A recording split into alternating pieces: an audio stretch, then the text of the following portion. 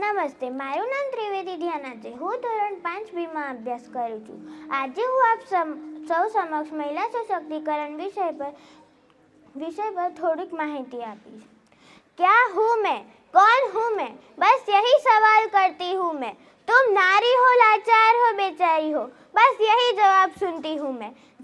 जब बड़े हुए इस समाज की रस्मों पर, तब जाना पहचाना मैंने, खुद के ही सवालों के जवाब खुद में ही पाया मैंने.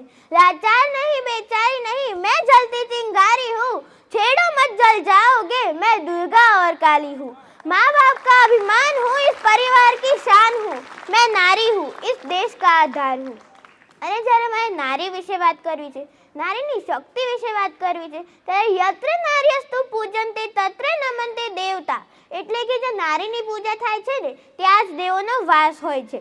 નારી તું નારાયણી ને નારદ મુનિ પણ તું, નારી તું નારાયણી ને નારદ મુનિ પણ તું, તું શક્તિ કમજોર અને દુઃખી પણ તું, તું શક્તિ કમજોર અને દુઃખી પણ તું.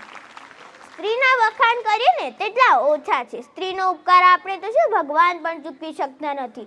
સરળ ભાષામાં કહીએ તો સ્ત્રી એટલે એક અગરબત્તી, જેનામાં આગ પણ છે, ધીરજ પણ છે, સહનશીલતા પણ છે, અને તેનામાં પોતાની જાતને ધીમે ધીમે બાળી સમગ્ર પરિવારને સુગંધિત કરવાની તાકાત પણ છે.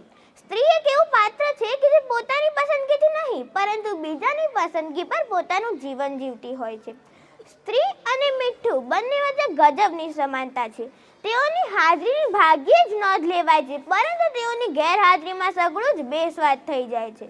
સ્ત્રી વિશે આપણે બુદ્ધિથી વિચારીએ ને તો સમજ બહારનું વ્યક્તિત્વ, અને જો પ્રેમથી વિચારીએ તો સ્ત્રી એટલે એક સરળ અસ્તિત્વ. દુનિયા એમ કહે છે કે સ્ત્રીનું કોઈ ઘર જ નથી હોતું, પરંતુ હકીકત તો એ છે કે સ્ત્રી વિનાનું કોઈ ઘર નથી હોતું. સ્ત્રી એક ત્યાગની પ્રતિમા છે. જો બહેન છે તો પ્રેમનું દર્પણ છે, જો પત્ની છે તો ખુદનું સમર્પણ છે, જો ભાભી છે તો ભાવનાનો ભંડાર છે, જો મામી માસી છે તો સ્નેહનો સત્કાર છે, જો કાકી છે તો કર્તવ્યની સાધના છે, અને જો માં છે ને તો સાક્ષાત પરમાત્મા છે. 21મી સદી એ મહિલાઓની સદી છે. સમાજના દરેક શિખરો તે એક પછી એક સર કરી રહી છે. પુરુષ વર્ચસ્વ અને આધિપત્યવાળા તમામ ક્ષેત્રોમાં મહિલાઓએ શાનદાર પ્રવેશ કર્યો છે. જે મહિલા મધ્યયુગમાં જંજીરોમાં જકડાયેલી હતી તે હાલ સફળ થઈ છે અને આગળ પણ સફળ થશે તેમાં કોઈ શંકાને સ્થાન જ નહોતી હોતું. આજે દુનિયાના તમામ ક્ષેત્રો કે જે સાહસિક કહેવાય છે તેવા તમામ ક્ષેત્રોમાં મહિલાએ હિસ્સેદારી નોંધાવી છે. તે ક્ષેત્ર પછી પ્રશાસનનું હોય કે અવકાશનું, વિજ્ઞાનનું હોય કે શિક્ષણનું, રમતગમતનું હોય કે પછી યુદ્ધનું હોય, તમામ ક્ષેત્રોમાં મહિલાએ હરણફાળ ભરી છે.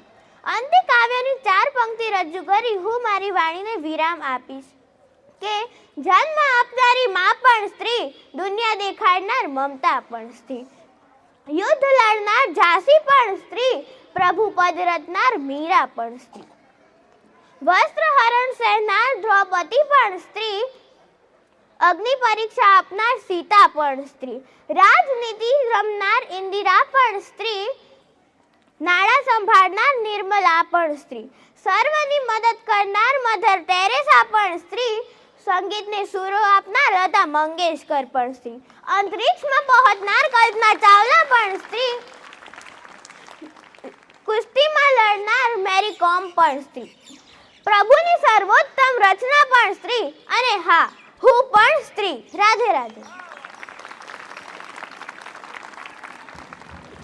ખૂબ સરસ, જેમને મહિલા